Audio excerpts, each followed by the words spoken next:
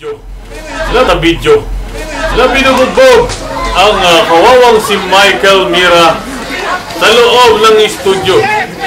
Makikita ang apat na katao at may isang gwardiya na pumipigil.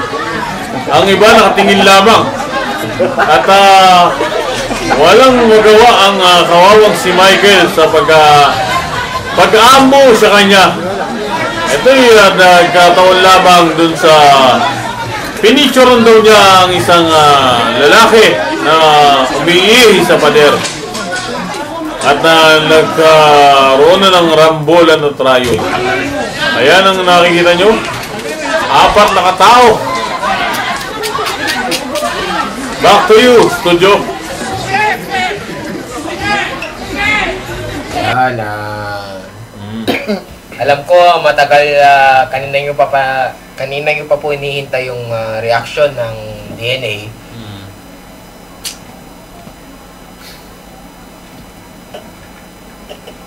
Grabe. Sa alam mo, tatawa lang ako. Pero bakit siya pa? Buhay pa. Oh, hindi! Alam mo, kanina nyo pa hinihintay yung reaction namin para sa isyong ito. Na nakita namin yung video na iyak kami. Itong mahirap para sa amin. Hindi magandang madaling sabihin na baka madulas kami, alam mo na. Baka isipin ng iba na ginagamit namin ang programa ng DNA. Gamitin ng programang DNA dahil sa katol na sangkot dito. Ayaw na naming mag-interview ng kapwa katol sa isang katol ng isang isyong katol. The word that I'm saying, gagamitin ko ay ang propriety. And at the same time, yung ethics na gagamitin namin na hindi kami mag-i-interview bagamat masama ang loob namin. Doon sa mga sangkot, read my lips. Hindi pa tapos. alam mo ako kanina pa nga rin ako nag-iinit Ang masasabi ko, eto, Raymar. Sinuswerte ka dahil marami kang kasama. Pero,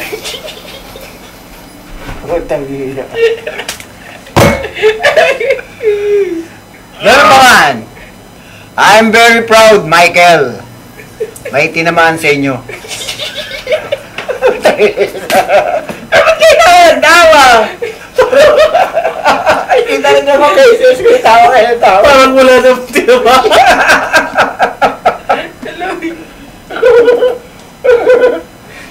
Ano? Si Michael lang.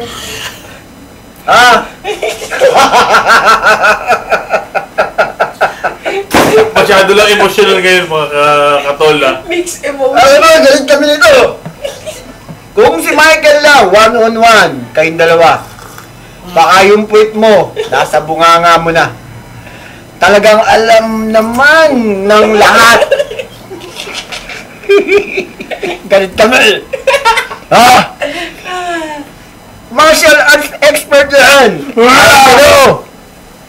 Sinaswerte lang kayo dahil ang dami nyo.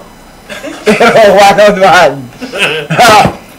Wala lang sana tayo sana tayo magpang-abot. Saan? Sa mall. Idasal mo. Iho. PI. PI ka na.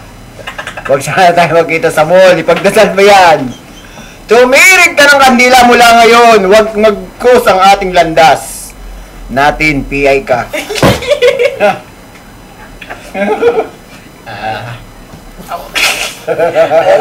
Natatawa lang ako. Huwag kang tumawa. Galit tayo, galit. Mainit yung kape. Ayan. Ito lang mensahe ko, Raymar. Mr.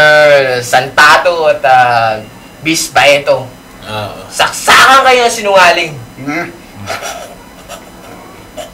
Grabe. namin kahit sinong tanongin nyo dito sa studio. Natatawa mga tao dahil... Talaga natatawa. Wait kami. Hindi si Michael yung naunang manuntok. Lalo na kay Claudia. Ha? Lalo na kay Claudia! Claudia! Wala sa ugali ng katol ang malakit ng babae. Tama yan. Napakasaksakan ng sinungaling mo. At ikaw, Raymar, santado. Malakas ang loob mo. Dahil kinuyog nyo ang katol namin. Eh, masarap sana kung 4 on 8. Kayang-kaya namin kayo. Kung 4 versus sa 8, Oo. pagdasal mo lang at ipanapayo ko sa'yo tsaka sa asawa mo na wag mo yan lumabas ng bansa. Haba na sinasabi ko. Dahil kung magpang-abot tayo sa studio, tatamaan kayo. Wala akong pakialam. Pati asawa mo tatamaan. Pagdasal mo lang, wag mag-cruise ang landas natin. Ay. Ano man sasabi ko? Raymar, pakinggan mo ang sasabihin ko Sige. sa'yo. Binabangga ko mga kriminal, mamamatay tao, mabuting tao. Pero kung gusto mo, malaking warehouse, sarado. Oh. Maghihintay ang ambulansya sa labas. Oh. Last man standing lalabas sa loob. Magsasara tayo ng pinto. Titingnan ko ang galing mo. Tandaan mo to. Hindi pa tayo tapos. Gani. Hindi pa tapos, Raymar. Baretor. Hindi pa tapos. Antabayanan mo lang. Antabayanan mo lang. Lintik lang na ganti. Lintik lang. Ang tabayanan mo, ang lintik. Na ganti ng DNA. Ayan. Raymar Baretor. Sa kabilang dako, Galit kami. galit! Galit!